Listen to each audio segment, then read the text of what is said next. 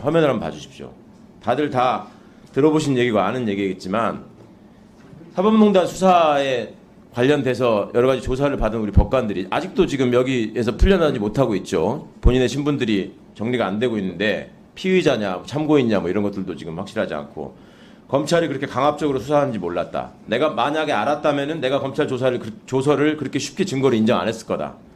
그래도 판사인데 그렇게 모멸적으로 할 줄은 몰랐다. 판사한테 이 정도면 보통 피해자한테는 어떻게 할지 짐작이 간다. 그동안 영장을 너무 후하게 내준 건 사실이다. 그동안 판사들이 얼마나 생각 없이 영장을 내줬는지 반성해야 한다.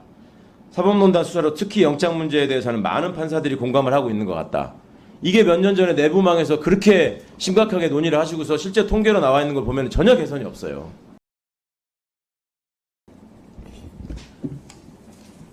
국정감사장에 나와 있는 감사위원의 한 사람으로서 피감기관장님들 앞에서 여러 가지 그 정쟁에 해당하는 단어들이 오가는 점에 대한 명구스러움이 있습니다. 법사위야말로 그런 거에서 좀 벗어나서 정말로 합리성과 법리에 기반해서 논의가 되어야 하는데 어찌 보면은 좀 예견하실 수 있는 측면도 있었을 겁니다. 그 임기를 보장받고 정치적 중립성과 공정성에 최선을 기하라는 자리에 있었던 전직 감사원장이나 전직 검찰총장이 그 임기를 중단하고 정치에 뛰어들면서 그 기관들이 다 정치화가 되고 그 과정에서 벌이는 모든 탈법, 불법 이런 것들이 이제 결국 법원에 대한 사법부에 대한 관심으로 집중이 되는 상황. 이런 것들이 여러 가지로 국가적으로도 바람직하지도 않고 사법부 구성원 여러분들께서도 굉장히 탐탁지 않은 부담스러운 상황이실 거라는 거 잘 알고 있습니다. 그런 상황이니만큼 더더욱 중심을 잡아주시는 게 필요하다라는 말씀을 다시 한번 드리지 않을 수가 없습니다. 수원 고등법원장님, 사법 신뢰도가 이제 항상 바닥이다 이런 부분들이 참 가슴 아픈 얘기잖아요. 저는 그렇게 생각합니다. 그것이 과연 우리 사법부 구성원들만의 책임일까? 저는 그 사법 신뢰도에 답하는 국민들의 시선 속에 검찰을 법원하고 분리되지 않은 검찰도 사법부의 일부로 생각하는 그런 어떤 관념 같은 게 있지 않습니까? 그런 것들이 좀 개입돼 있다고 생각하거든요.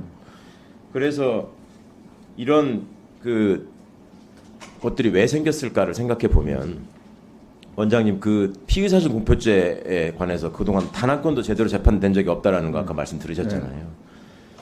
그 피의사실 공표죄가 범죄로서 규정되어 있는 이유가 그러니까 헌법상의 기본권 충돌의 관점이 있음에도 불구하고 범죄로서 규정된 이유가 무죄 추정의 원칙하고 관련되어 있는 거 아닙니까?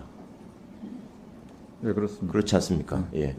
그런데 그것을 굳이 사문화시켜 가면서 그것이 자꾸 남발되고 있는 이유는 결국 국민적인 입장에서 볼 때는 그거는 피의자나 피고인을 위한 것이 아니고 법원을 속이기 위한 것. 그러니까 사전에 뭔가를 규정시켜 지어놓고 법원도 그 흐름에 따라올 수밖에 없게 만드는 것. 이런 데 있다고 생각합니다. 그래서 그런 점에 대해서 법관의 직업적 양심이라고 하는 것이 세상과 무관하게 형성될 수 없다라는 점에 대한 우려를 국민들이 표현하시는 걸로 좀 이해해 주셨으면 좋겠다는 말씀을 드립니다. 동의하십니까? 피의사실 공표 관련돼 가지고는 국민의 알 권리와 무죄 추정 원칙이 충돌하는 부분이 있는데 어쨌든 현행법에서는 무죄 추정 원칙을 우선해서 형법 규정을 폐지하고 있지 않은 이상은 그 부분 현행 법대로 운영이 돼야 하는 것이 맞지 않나. 그러니까 저는 그런 관점, 실정법의 관점과 법사학적인 관점을 좀 같이 살펴보셔야 된다는 말씀을 드린 겁니다. 중앙지법원장님. 네. 결국 이제 이런 어떤 일종의 불신이라는 거의 밑바탕에는 네. 형사 절차에서 네. 법관들이 검사와 피고인을 국민을 대등한 당사자로 과연 취급해주고 있느냐라는 점에 대한 의문이 게재되어 있는 것 같습니다. 네. 근데 지금 우리 법원이 여러 가지로 노력하고 있지만 현상적으로 드러나는 모습을 보면은 예를 들면 초임 법관들이나 이런 사람들 사이에서 검사가 설마 거짓말 하겠냐 이런 얘기들을 동료들 사이에서 한다는 얘기도 들리고요. 판결을 선고하는 과정 장면이나 이런 걸 보면은 판결 선고를 들으라고 검사 이렇게 세우시는 경우 있습니까?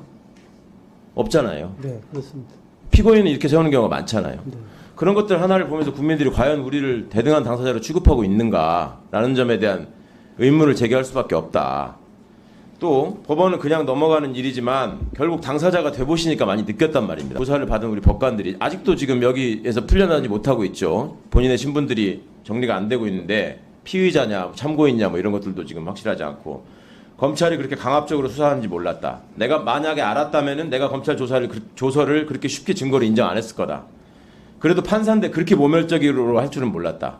판사한테 이 정도면 보통 피해자한테는 어떻게 할지 짐작이 간다.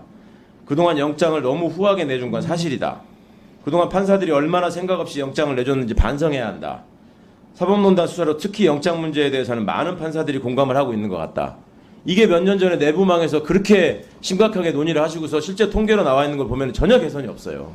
아까 첫 질문에서 말씀을 드렸지만 다음 한번 보십시오.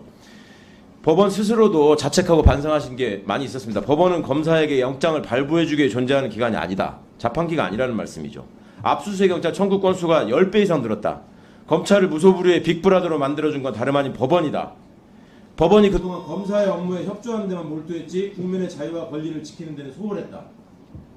자, 원장님들 작년 국감 때도 뵀던 원장님들 다 계시고 하는데 제발 국민의 높이에서 법원을 정말 억울하고 서러울 때마다 의지할 수 있는 든든한 언덕으로 만들어 주십시오라고 말씀을 드렸습니다.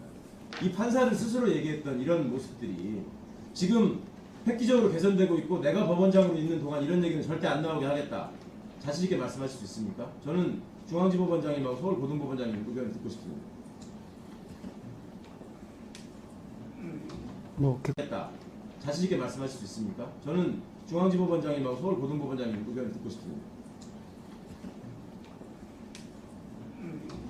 객관적이고 엄정하게 재판을 진행해달라는 취지로 알아듣고요. 저희도 한층 더 노력하도록 하겠습니다.